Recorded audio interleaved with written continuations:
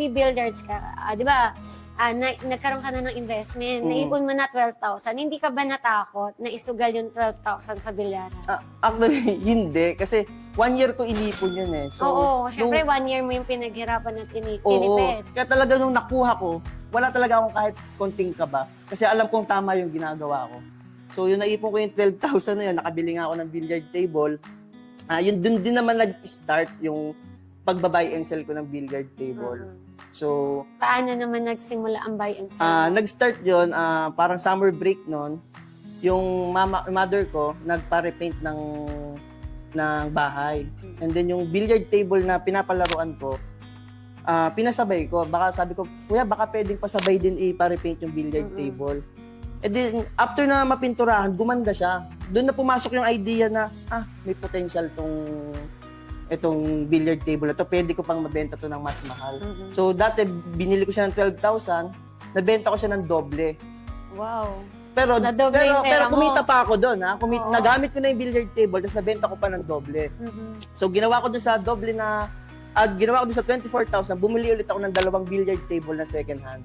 So, yung isa, ganun pa rin, pinalaruan ko. Yung isa naman, May nag-ooperate na. may nag-ooperate na, para tuloy-tuloy pa rin pasok ng income. Yung isa naman, pina-repair ko or pina-recondition ko. So, may parang, sa akin din nag-umpisa yung term dati sa mga buy and sell ng billiard table na refurbished billiard table. So, nire-refurbish ko yung billiard table para maging good as new.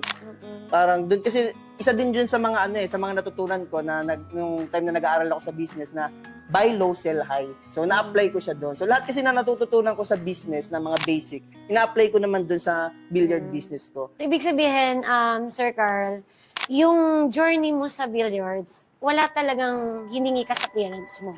Wala talagang zero. Sariling sikap mo talaga sariling siya. sikap ko talaga. Kasi parang binild up nga kami ng parents namin dati na talagang kung gusto mo, paghirapan mo.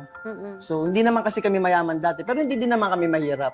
Parang nandun Sakto lang. sakto lang. Kasi yung parents ko, or yung papa ko, yung talaga dumaan sa hirap talaga. Kaya strict siya sa pagdating sa amin sa pagpapalaki. About sa pera, na kailangan mong paghirapan para makuha mo. Hindi naman yung isa sa pinagpapasalamat ko sa parents namin na hindi kami masyadong na-spoil. Ganon. Maganda yun na naranasan mo nga yung ganung mahirap. Kasi, like, sa tingin mo, kung hindi mo pinagdaanan yun, di ba? Kung na-spoiled ka ng parents mo, hindi mo magagawang mag-raise. Yes. Hindi mo hanapin yung, ano ba yung pwede makapagpabago ng buhay ko.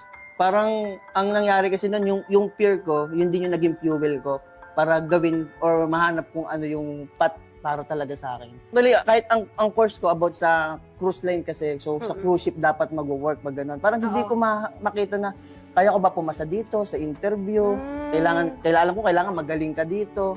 So, naghanap ako ng way kung para saan ba talaga ako dapat. So, doon ko nga nakita yung pagbi-business.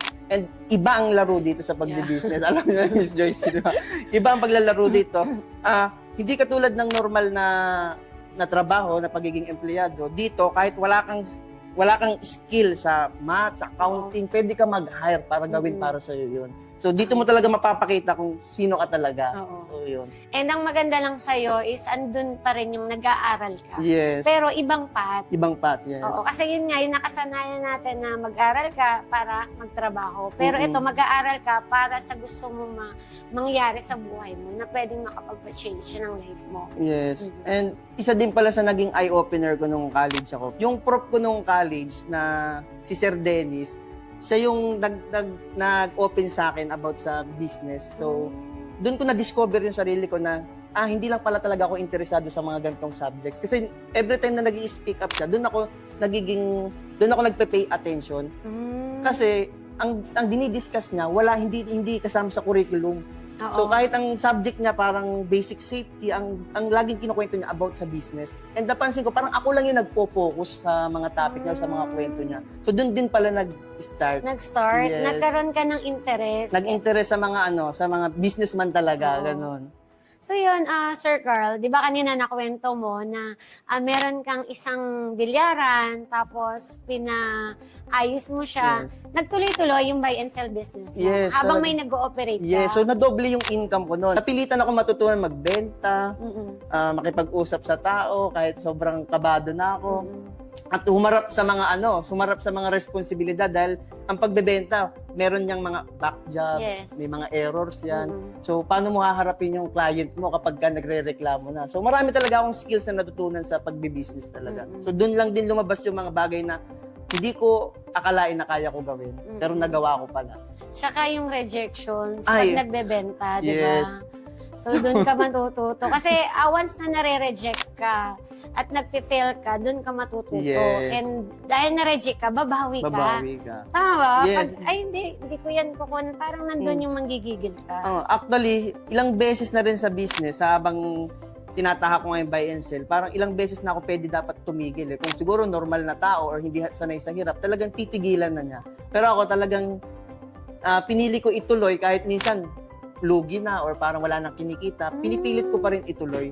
Parang Dumating ka rin sa point na gano'n na sobrang, nalulugi ka yes, din. sobrang dami talagang point na wala na talagang kinita, minsan negative na. Mm-mm. Talagang hindi ko na alam kung saan kukuhanin yung pera. Pero pinilit ko pa rin ituloy. Kasi naniniwala ako dun sa